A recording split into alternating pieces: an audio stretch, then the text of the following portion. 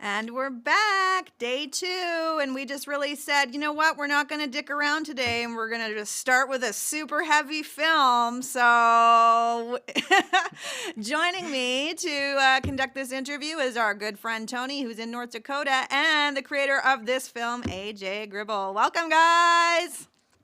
Hello. So we have a lot of comments from online, but we're going to let Tony take over and get things started. I understand that you guys already know each other, so have fun. Oh, can Hey, we hear you, Tony. Tony?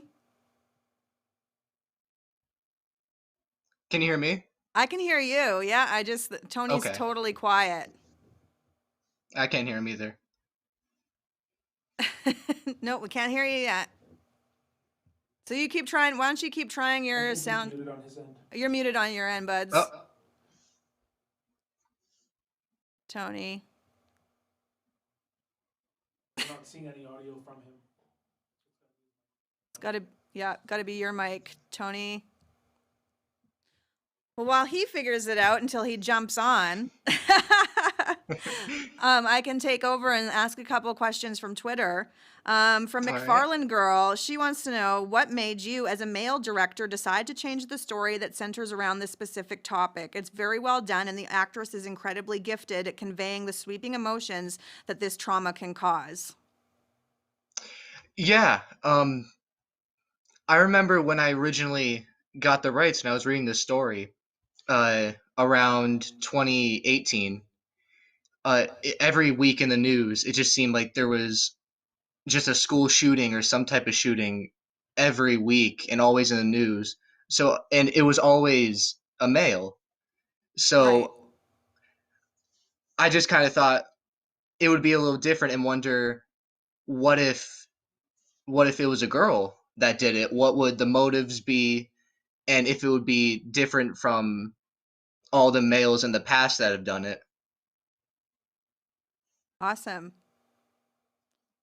Oh, he's still talking. We're gonna have to read Tony's lips. Let's just make questions up for him. He's like, hey AJ, how did you choose that T-shirt this morning for this interview? Yeah, I had to. You could always try logging out and coming back in too, Tony. There is that option. We'll keep going. Marco D on Twitter, he says, with a story so dark and acting that was intense and absolutely amazing, how did you lighten the mood in between takes? Yeah, that I know at first when we were talking about it on set, I'm like, I know like this is a dark topic and it's very touchy and I don't want anyone to feel like down about it. So we like in between takes or if we were just hanging out, we always just wanted to have fun, crack jokes and just try to lighten up the day and just keep it going and try not to feel down about it, I guess. So this was actually filmed at a real college, correct? Yes, it was. So how did you go about getting permission to film something like that, you know, in a time that, like you said, all of this was going on in the news? Yeah, I didn't think it would happen, to be honest. Like I thought they were like, no, like not a chance. But when I asked, they were actually really intrigued, and I had to send them the script to see if they were okay with what I wanted to do at their college, and they emailed back and they were like, "Yeah, go for it. We will have people with you, you know, like just to monitor and be safe." And but they were actually really, really cool with it, and I'm thankful that I got to do it there. Hello? Tony. There we go. Tony's joined the party. Yeah, Yay. I'm so sorry. That's okay. We've got it now. I have just one quick question. We still have like a half an hour together. So was school in session at the time of you making this film? No, it was filmed at the end of May, beginning of June. So the students were leaving for summer. Probably So a good they were, idea. yeah. So even in the film, if you looked in the dorms in the background, there was nobody. It was all cleaned out pretty much. We were the only ones there. Great. Okay, Tony, you can take over the airwaves now. Okay, sorry about that, everybody. I had to fix it on my end. AJ, hello. I'm so happy to talk to you, Hi. man. I know, Love the finally. shirt. I know, huh? Thank you. I want to dig right in, okay? You made your first movie at 13 years old, and then you made this film a few years later on a iPhone, correct? Yes. What Uh, explain that at that young age, starting out right into out of the gate into filming at that such a young age. Tell us about that. uh, well, it's like I said, when I was 13, it just started with making little skits and shorts on a little iPod, just around my neighborhood with friends, and obviously no budget, just making stupid videos.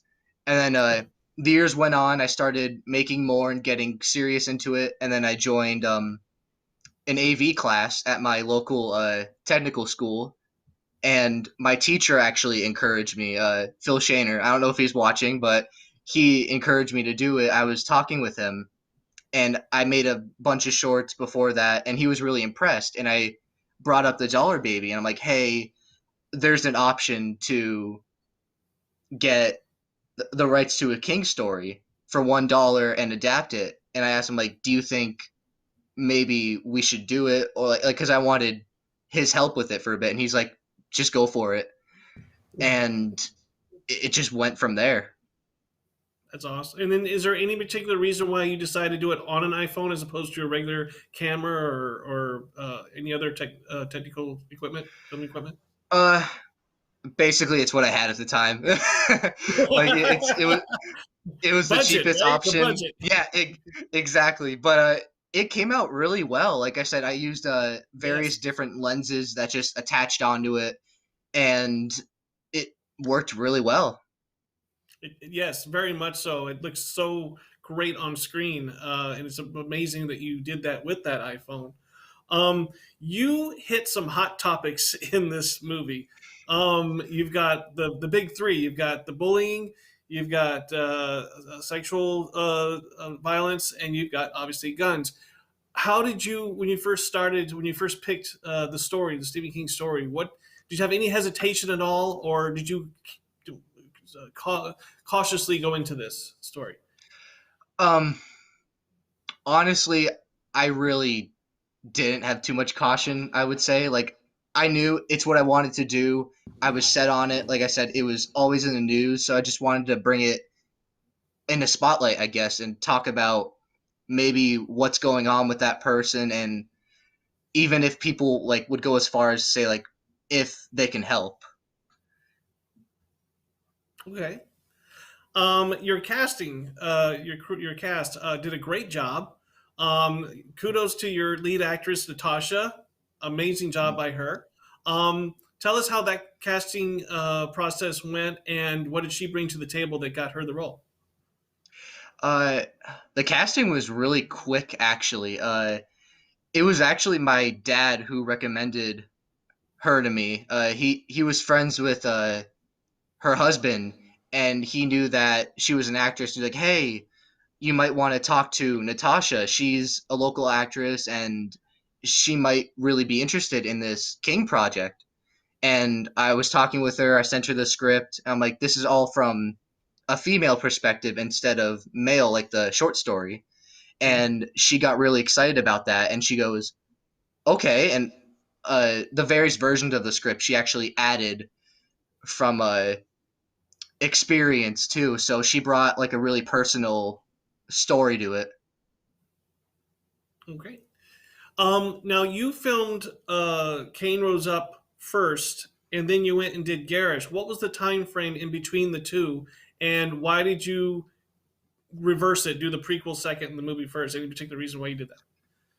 Uh, I had no intention on making a prequel, honestly. It just kind of happened. Like I wrote the original Kane Rose Up with the female, and it was originally like 16 minutes, and then I was editing it, getting it ready, and then I kept thinking, I'm like, maybe there should be a little more story about her intentions and what maybe happened in her life.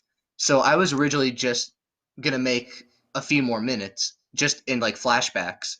But Mm-hmm. then Natasha was like, "Hey, what if we just make this a whole prequel?" and she wrote most of Garrish actually.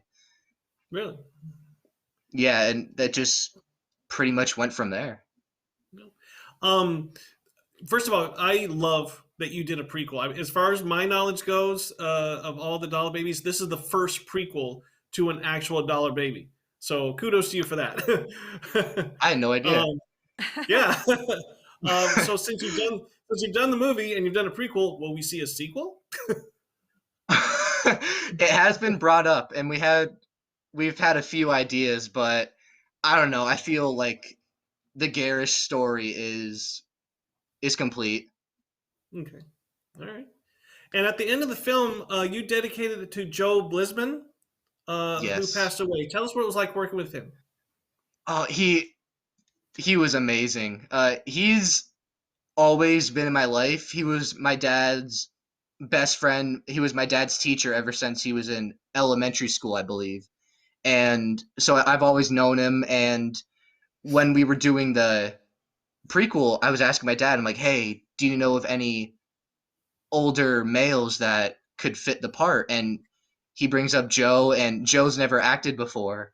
And he was extremely excited, and he's always wanted to act, and he loved doing it.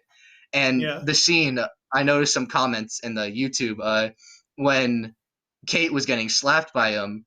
He didn't want to do it, but Natasha was like, just go for it, make the sound authentic. And for the first few takes, he wouldn't do it, but then he finally caved in and just went for it. Did he actually make contact? I mean, he did? He Yeah, flipped a couple of yeah. times? Oh yeah. Oh man.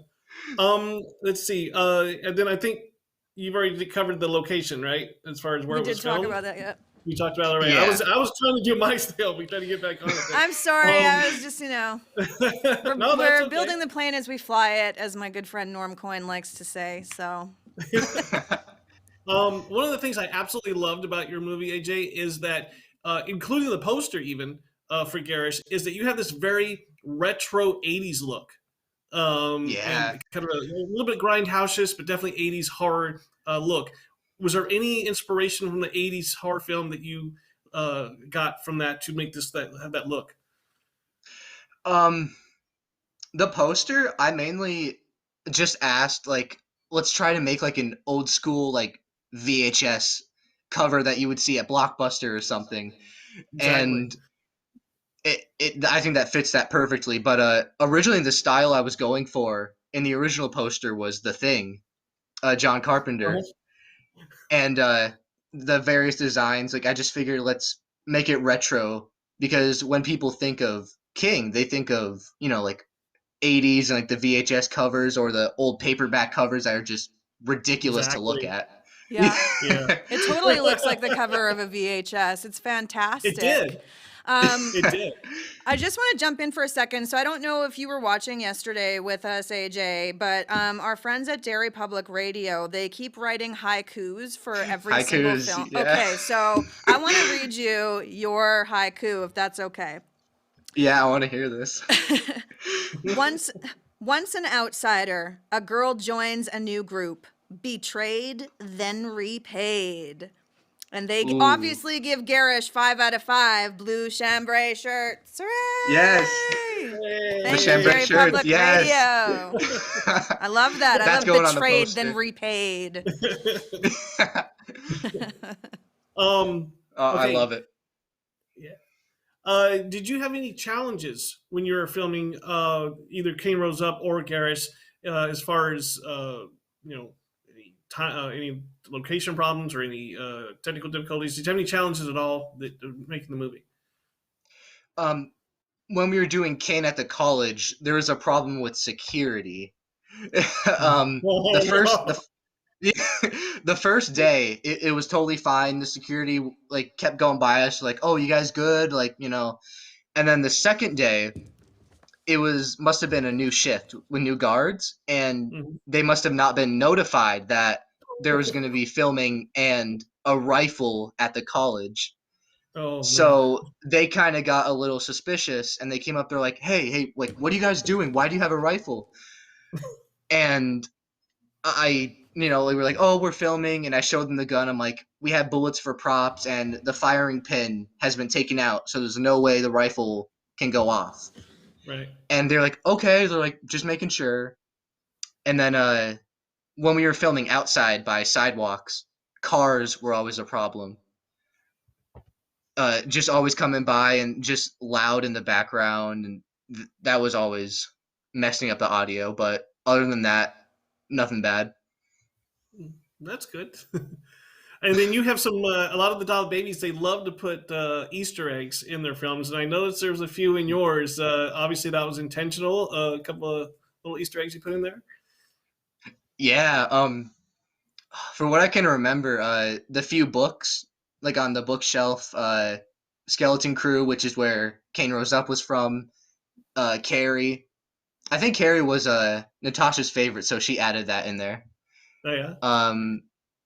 And then at the library, the reading group, Ashley had The Stand. I know when I first And saw your movie.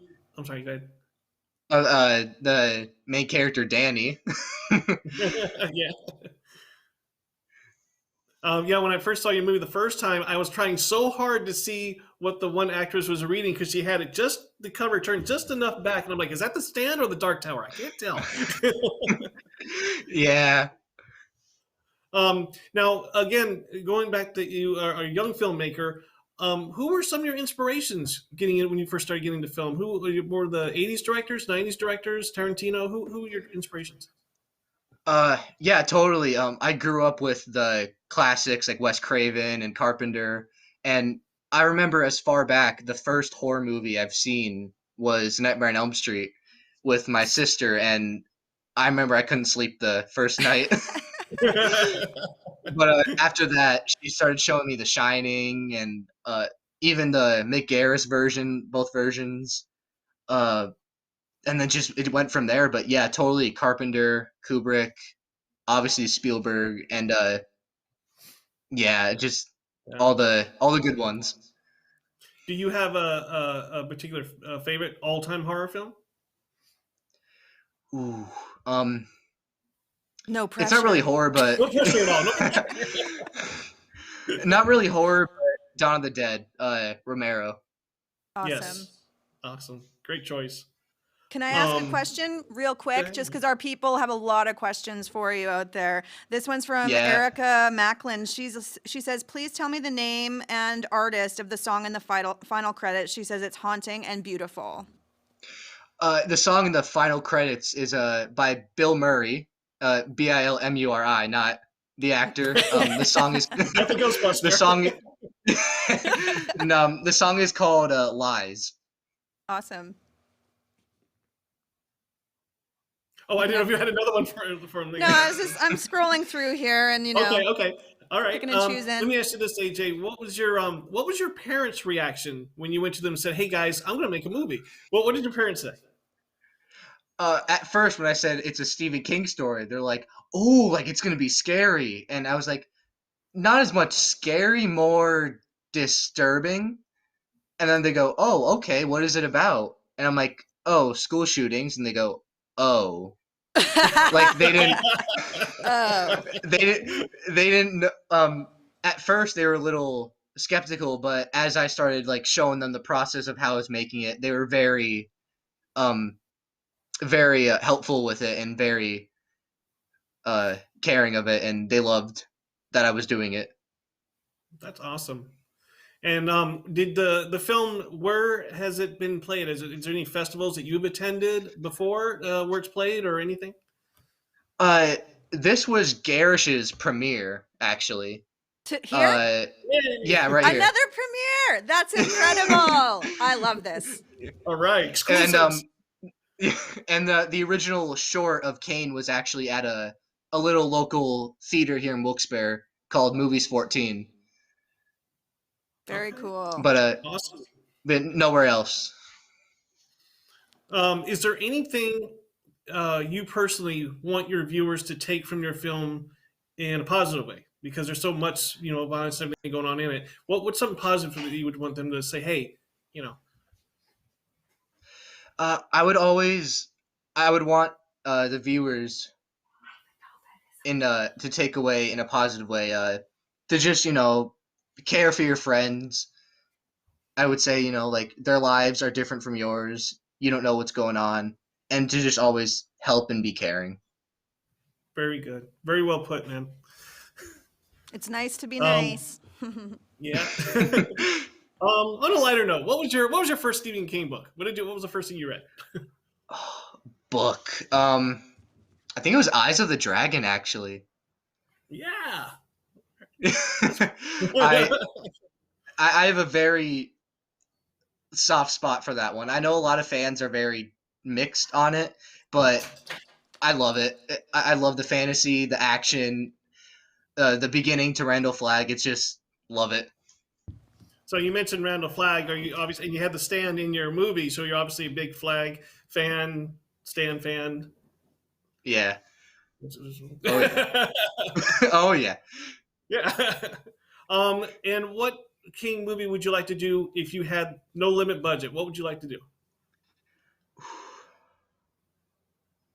I'd say a Gunslinger. Make the first book a movie. Yes. Yeah. Did you have any certain actor that you've always favored that he would make a great role in? I would say Clint Eastwood, but he's at that age. But Clint Eastwood with a time honestly, machine. yeah. But honestly, I loved Idris Elba in the Dark Tower movie. I actually thought he was a good fit. So if he would come back for that, that'd be sick. We'll get Yeah. him. Let's get it trending, guys. No pressure. Yeah. Yes. Actually, Save I the did Dark the Tower. the actor that was on the Fear of the Walking Dead. If there's any Fear of the Walking Dead fans out there who played John, I think he would make a great role in. John Dory. Oh my God, no Yes. spoilers, but that was a tough go a couple weeks back. Oh Holy yeah. shit. I haven't Um, seen Fear the Jared Walking Delahunt. Dead, so I have no idea. Okay, well then we'll zip it and you have homework for after this, okay? There's like 6 seasons. You should be able to catch up. No problems. There's 6? I don't know. It's getting up there. Someone's going to be like, you're wrong, Leah. And I'm like, whatever. All time is just like, I haven't even seen the past 2 seasons of The Walking Dead. oh my, okay, well, I'm the rest of very your bad. year is taken, Behind, friend. Like, behind. I'm very behind. And what's next for AJ? What's on your next agenda? What's coming up? I'm actually starting a miniseries based on one of my older shorts. So I hope that starts filming soon. We're in the process of writing. It's called Into the Dusk, so I hope that goes well. Good luck. Good luck on that, and we'll look for that. And in anything that you want to say to the viewers out there as far as the fest that we're doing for everybody? Anything you want to? I hope they enjoy it. I love the idea of just getting all the dollar babies together and talking about the films and showing the films, and I don't know. I just think this is the best thing ever, honestly, and I hope it happens often. I hope so too. And there's James Douglas. I see James sneaking in there. I'm sending him notes. I'm passing him notes like I'm an asshole kid in class. It's like, just can't You're wait. talking shit behind my back. No, not at all. Not at Actually, all all. really nice stuff. All very nice. Also, for our viewers right now, just to be clear, we are in a pod and we're vaccinated, so everything's cool. I just had a couple questions because I absolutely loved this adaptation, AJ. I just your decision to not only do the gender swap, but then also provide a very authentic lead-up story to sort of see the motivations of something like that. I think what that did was assuage the fears that King obviously has about that story and his reasons for really not republishing it as often as it would be. I think that you've created something that kind of goes beyond just that anger school shooting kind of storyline and provided us with something that, whereas we can't necessarily agree with what Kate's decisions ultimately were, we can at least kind of understand them. And I just wanted to give you props for that because I thought it was very deftly handled, and working with your actor to create that story, I think was a really awesome directorial move. Thanks. I'm glad that people like it, because I know when I was making it, I'm like, are people gonna find this uh difficult, or like oh, what's a good word? I guess I'd say disturbing, but or tough to grasp with the concept. But I was seeing in the comments that people were relating to it also, and I'm just really surprised that people are relating, and even their own experiences are not necessarily the same, but how they can see their decisions, I guess I'd say. But I know the first time around with the gender swap, I knew that was going to be a topic people would talk about, because people always want to see King stories like adapted exactly word from word. So, and even as a fan, I would love that too, but there's just some things that you can't really film from page, like take exactly out. And I mean, Doctor Sleep was a good example of that. Hmm. But it was still great, and I just I'm glad that people liked it. Well, they obviously have, based on the comments that we're seeing in front of us for sure, and the comments on Twitter. There was a couple of questions that I noticed, and so I'm going to actually ask you to help us for a moment, sort of describe the Dollar Baby deal itself, because yesterday we actually, in our introduction, had an opportunity to sort of describe to people what it is and how they would go about doing something like this. And I noticed that there are a couple of potentially emerging filmmakers on our YouTube feed who are really curious to know what the process is. So could you describe the process from your perspective, like how you learned about it? I know you've talked a little bit about it, but like what the actual process of going and applying for something like this is, just in your words, so that our viewers can get a refresh on that? Yeah. So the Dollar Baby, it's a rule that, or a contract King has, that he has a list of short stories that you can buy the rights to for 1 year and for $1, and you can adapt them in your own way, and you get to have your own King movie pretty much, and you can send it to festivals, have private screenings, but it can't publicly be shown with the contract that you have to sign with King. But the way I found out was actually, it was like a Facebook clickbait article. It was like 50 things you didn't know about Stephen King. So I was like, oh, so I was like, okay, I'm intrigued. So I just kept scrolling, and it's like half of it I knew. It was just stupid stuff. But there was the one where, oh, King has this thing called the Dollar Baby where you can adapt into a short film. I'm like, really? I'm like, that's awesome. So I went to his website, and there's like, what is it? It's like 25 stories, Something like something like that, yeah. that. I mean, it changes every once in a while depending on who's licensed it, elsewhere. But yeah, I would say about 2025. Right, and I half of them I have never heard of. So I was, and when you click on them, it has like a little bio summary of the story, and half of them I'm like, oh man, I can't do this. I don't have the budget. I'm, I'm like, I was 17. I was 17 the first Yep. time I made it. So I I was like, yeah, I can't get this money. I'm like, how do I do this?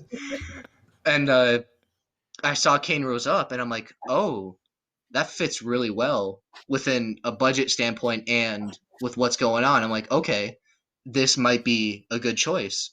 And the first time I wrote it, it was with like, it was like word from word, and then I was like, it'd be a little bit different with the gender swap and more with today's times, I guess I would say. But yeah, if there's any future filmmakers that are interested in the Dollar Baby, definitely do it. It's honestly the coolest experience a filmmaker could have, with having a Stephen King story that you can do anything with. I find really interesting is how all the different filmmakers, how they found out about the Dollar Baby program, because like we've talked about it with quite a few people, and no one's ever just like, oh, I just knew about it. Like, It's true.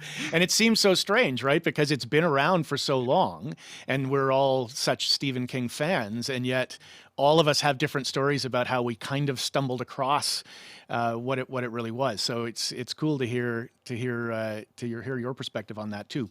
Okay, I've stolen the microphone for too long. I just wanted a chance to say hi to you and let you know how much I love your film.